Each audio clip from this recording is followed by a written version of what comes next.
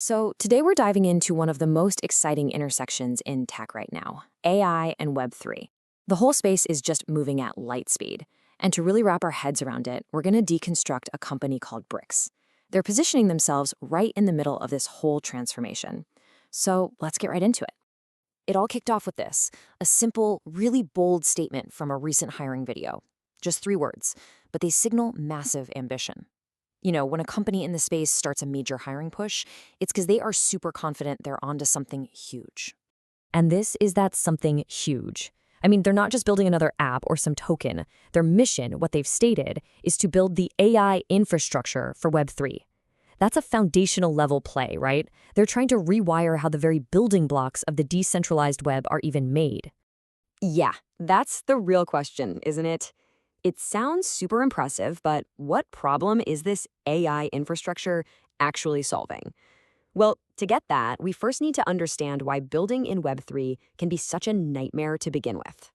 Okay, so the heart and soul of Web3 is the smart contract. That self-executing code that makes everything from DeFi to NFTs even possible. But here's the thing, actually creating them is incredibly difficult. It's a huge bottleneck that holds back countless new ideas from ever getting off the ground.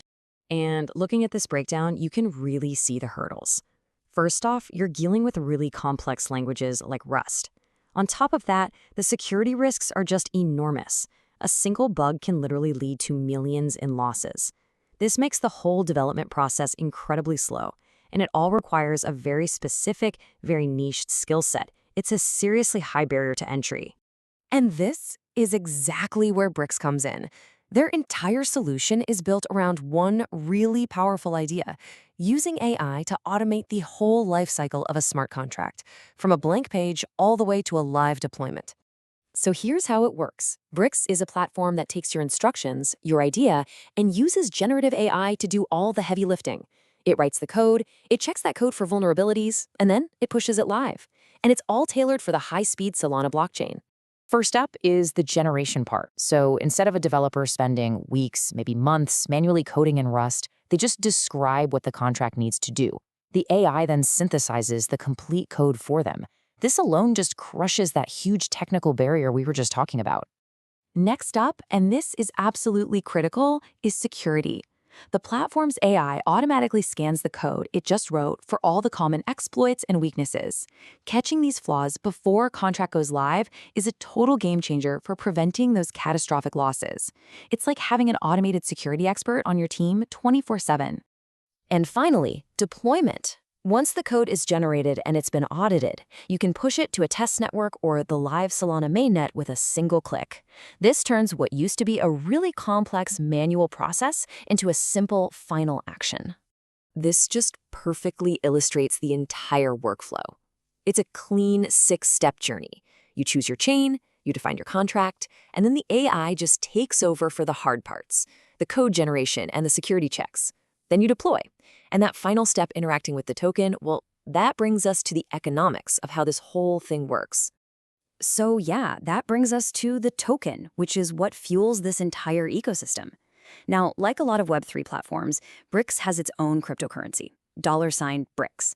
But it's designed to be so much more than just a speculative asset. It's woven directly into the platform's utility. This quote from their own documentation really says it all. You should think of the token less like a company's stock and more like a key to a city. It gets you into exclusive places, it's the currency you use for services, and it gives you a say in how that city is run. So here they are, those 4 core functions. You use the token to get access to premium AI features. It's the only currency for transaction fees on the platform. You can stake it or lock it up to help secure the network and earn rewards. And finally, it gives you voting power over the future of the platform itself. And they put a real number on that staking incentive, a 15% APY. Now that's a powerful way to encourage long-term participation. By giving holders skin in the game, it helps create a more stable and secure network for everyone who's building on it.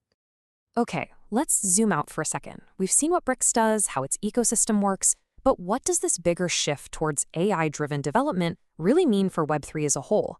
I mean, why should we care? This comparison just puts it all into perspective, doesn't it? We're seeing a move from a slow, risky, and pretty exclusive development process to one that is exponentially faster, safer, and way more accessible. By lowering these barriers, tools like BRICS could unlock a massive wave of innovation from a much broader, more diverse pool of creators. And that brings us right back to their core tagline. It perfectly answers the challenges we saw at the beginning. The manual coding, the slow deployment, the security risks. This is the promise. It's not just about speed. It's about a fundamentally more intelligent and efficient way to build the future of the web. So that leaves us with this one final thought. When the really tedious, complex work of writing and auditing code is automated, what does that free us up to do?